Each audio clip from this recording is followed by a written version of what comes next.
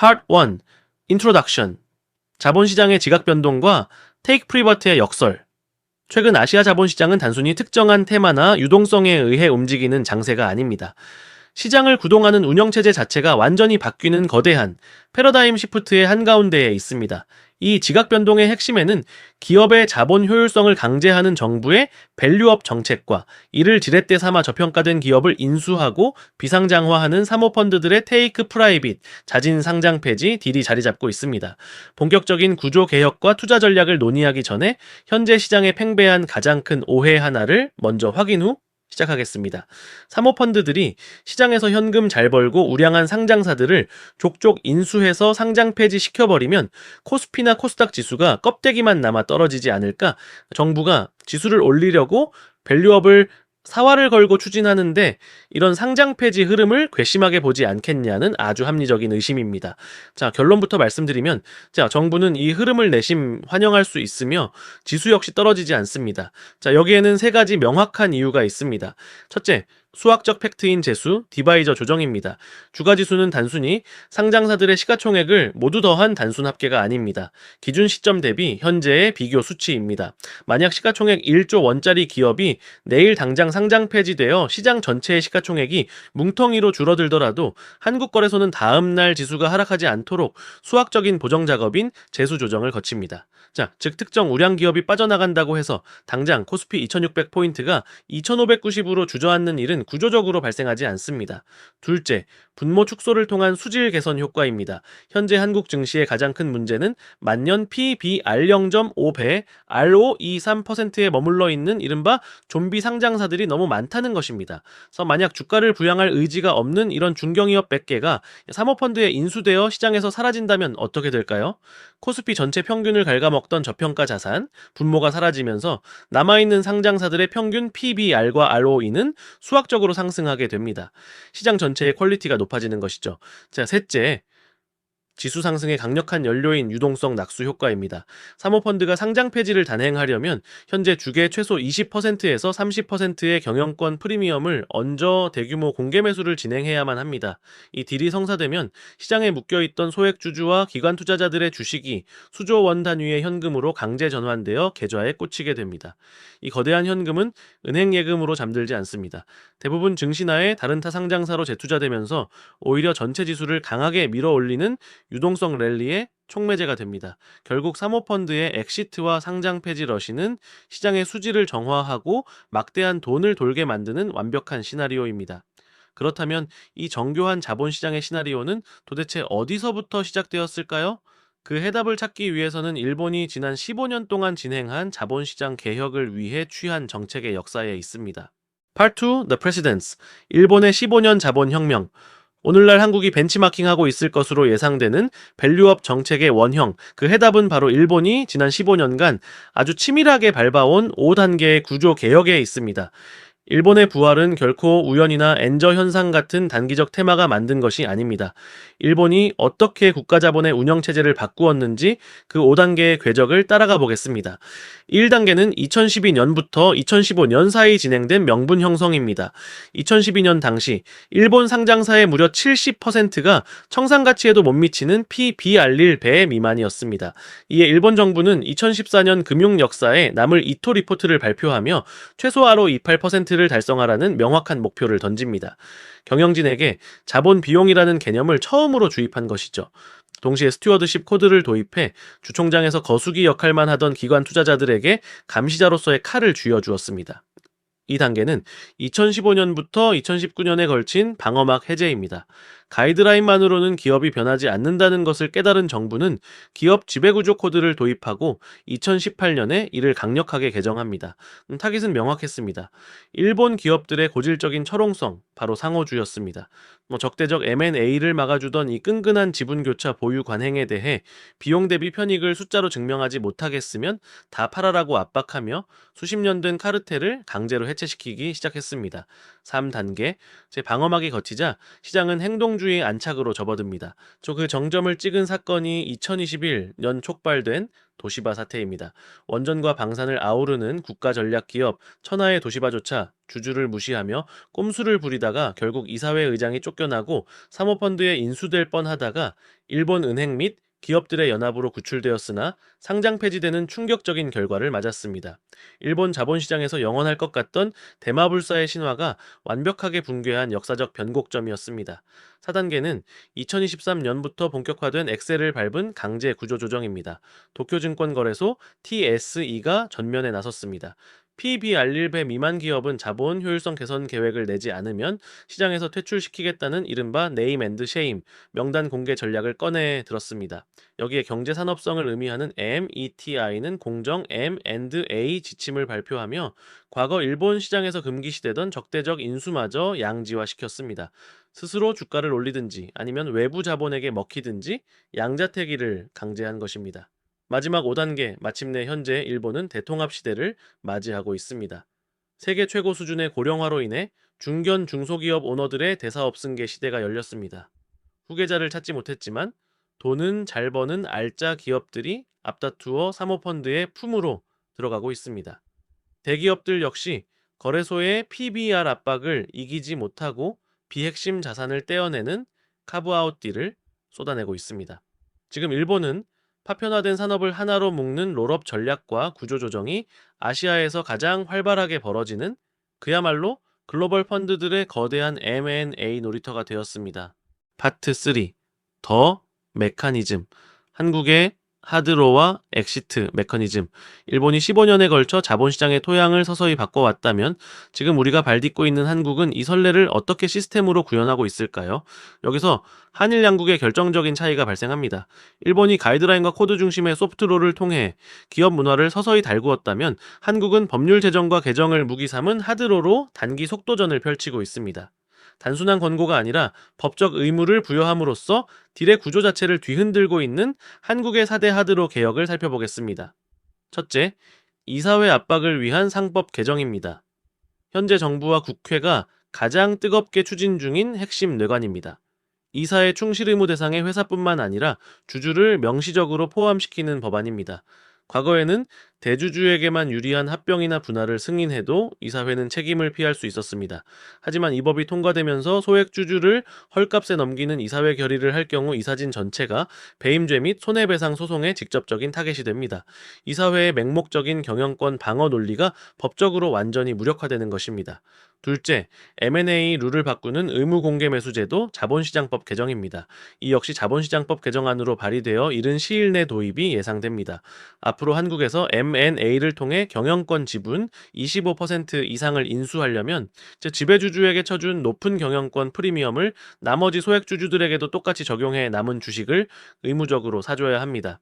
사모펀드 입장에서는 소액주주를 패싱할 수 없게 되어 하나의 딜을 성사시키기 위해 동원해야 하는 인수자금이 구조적으로 폭증하게 되는 엄청난 변화입니다.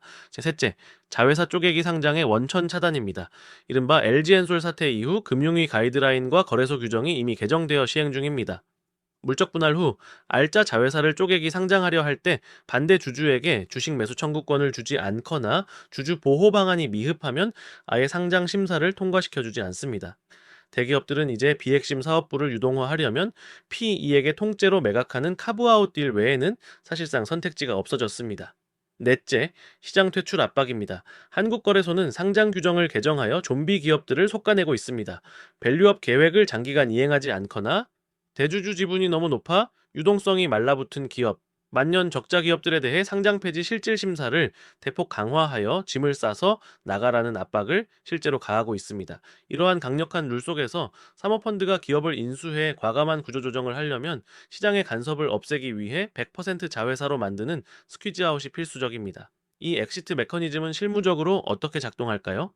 하나, 직접적 매도 청구권의 높은 허들, 원칙적으로 지배주주의 매도 청구권을 행사하려면 PE가 발행 주식 총수의 95% 이상을 확보해야 합니다. 단 5%의 지분만 있어도 실패하기 때문에 실무적으로는 진입장벽이 너무 높습니다. 둘, 실무적 우회로, 현금 교부형, 포괄적 주식 교환. 그래서 PE들이 쓰는 우회로가 상법 제360조의 2와 434조를 활용한 방식입니다. 주식 교환 대가로 모회사 주식이 아닌 현금을 쥐어주는 주총 특별결의 안건입니다.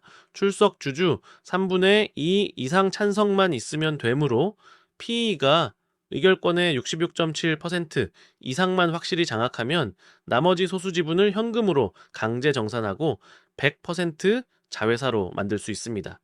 그렇다면 소액주주 보호를 외치는 금융당국은 이 스퀴즈아웃 제도를 가만히 둘까요? 당국은 이 제도 자체를 막지는 않습니다.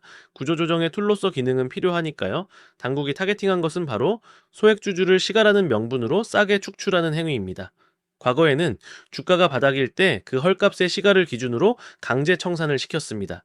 하지만 이제는 자본시장법 시행령을 개정해 단순 시가가 아닌 공정가치로 교환 가액을 산정하도록 압박하고 있습니다. 여기에 앞서 말씀드린 이사의 충실 의무 강화까지 맞물리게 되면 어설프게 싼 값에 소액주주를 몰아내려는 이사회 결의는 즉각 배임 소송으로 이어질 가능성이 높아집니다.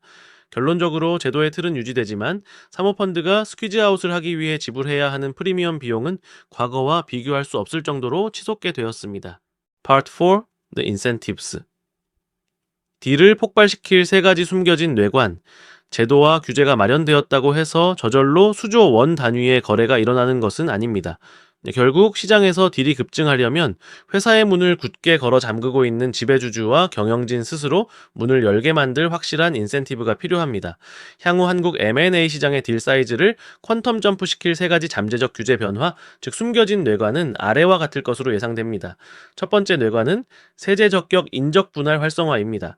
앞서 대기업들의 물적 분할 쪼개기, 상장이 사실상 차단되었다라고 말씀드렸습니다. 자, 덩치를 키우고 사업을 분리할 핵심 우회로가 막힌 대기업에게 남은 대안은 기존 주주들에게 신설법인의 주식을 공평하게 나눠주는 인적 분할입니다. 여기서 딜을 터뜨릴 핵심 열쇠는 바로 세금입니다. 주주가 분할 신설법인의 주식을 받을 때 발생하는 양도 차익과 배당 소득세에 대해 법인세법 특례를 통해 완벽한 과세이연 혜택을 제공하는 방향으로 제도가 정착되어야 합니다. 주식을 팔 때까지 세금을 물리지 않겠다는 확실한 당근이 주어지면 대기업들은 세금 폭탄에 두려움 없이 복잡한 사업 구조를 떼어내기 시작할 것입니다. 이 과정에서 시장에 쏟아져 나오는 알짜 비핵심 사업부의 스피노프 물량은 조단위 자금을 굴리는 사모펀드들에게 엄청난 바이아웃 타겟이 될 것입니다. 두 번째 뇌관은 유통 시가총액 중심의 시장 퇴출 룰 강화입니다. 현재 한국 증시에는 대주주 지분이 70%에서 80%에 달해 시중에 유통되는 주식이 거의 없는 이른바 무늬만 상장사들이 수두룩합니다. 거래량이 말라붙은 이런 기업들이 증시의 활력을 떨어뜨리는 주범입니다. 이를 솎아내기 위해 한국거래소가 할 수 있는 대안은 상장 유지 요건을 명목 시가총액이 아닌 실제 거래되는 유통 시가총액 기준으로 대폭 상향입니다. 이렇게 되면 알짜 중견기업의 오너들은 선택의 기로에 섭니다. 경영권을 위협받아가며 억지로 지분을 시장에 풀 것인가 아니면 시장을 떠날 것인가. 상장 유지 비용과 규제 압박에 지친 오너들이 사모펀드와 손잡고 자발적인 상장 폐지, 즉 MBO를 결심하게 만드는 가장 강력한 트리거가 바로 이 유통 시가총액 요건의 강화입니다. 마지막 세 번째 뇌관은 RSU 보상 안착을 위한 과세이연입니다. 전문 경영인의 마인드를 덩치 키우기에서 주주 가치 극대화로 바꾸는 가장 확실한 방법은 그들의 지갑을 주가와 직접 연동시키는 것입니다. 임원의 보수를 총주주 수익률 TSR에 연동시키는 양도제한 조건부 주식 RSU이나 선거 연동 주식 PSU 도입이 필수적인 이유입니다. 상법과 소득세법의 세제 지원이 뒷받침되는 경우 이 제도가 폭발력을 가질 것으로 보입니다. 예를 들어 임원이 주식을 교부받는 시점이 아니라 그 주식을 실제 시장에 매도하는 시점에 세금을 내도록 과세이연 제도 신설이 있습니다. 경영진의 보상과 주주의 이익이 완벽히 일치하게 되는 순간 마법이 일어납니다. 과거에는 내 관할 영역이 줄어든다며 매각을 결사반대하던 전문 경영인들이 본인의 보상을 극대화하기 위해 앞장서서 비주력 사업부를 PE에 팔겠다고 나설 것입니다.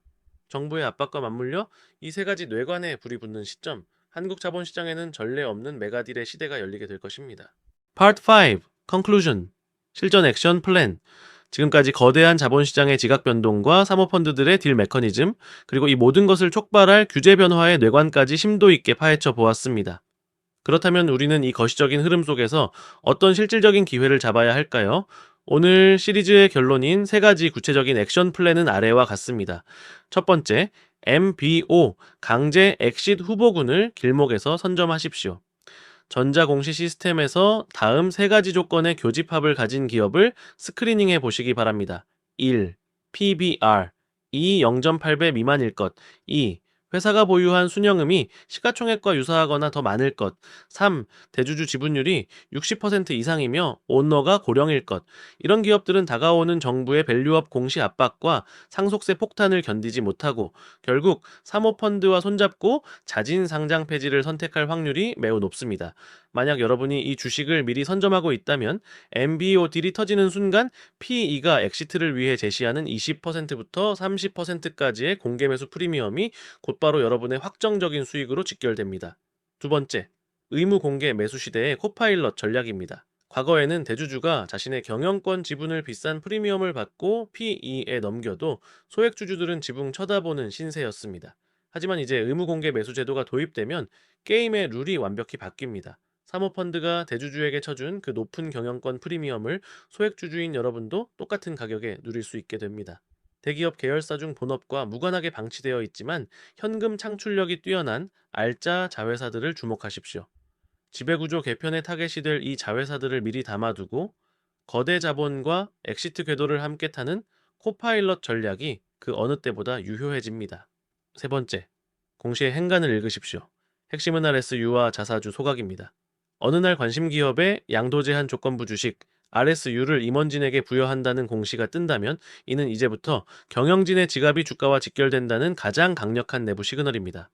경영진이 주가를 올리기 위해 비핵심 자산 매각 등 주주 환원에 사활을 걸겠다는 뜻이죠. 또한 기업의 자사주 취득 공시를 볼 때 단순히 매입에서 끝나는지 아니면 소각까지 명시하는지 반드시 확인하십시오. 단순 매입은 나중에 우호 세력에게 넘기기 위한 경영권 방어용 꼼수일 확률이 높지만 매입 후 소각은 유통 주식 수를 영구적으로 줄여 내 주식의 가치를 높여주는 진짜 주주 환원입니다. 이 미세한 공시의 행간을 읽어내는 디테일이 수익률의 앞자리를 바꿉니다. 제도가 흔들리고 시장의 룰이 바뀔 때 누군가는 규제 리스크라며 도망치지만 준비된 자본과 지식으로 무장한 투자자들에게는 유례없는 딜메이킹의 장이 열립니다. 우리는 문 앞에 서지 않습니다. 우리는 문을 설계합니다. 스트럭처 신디케이트 엔드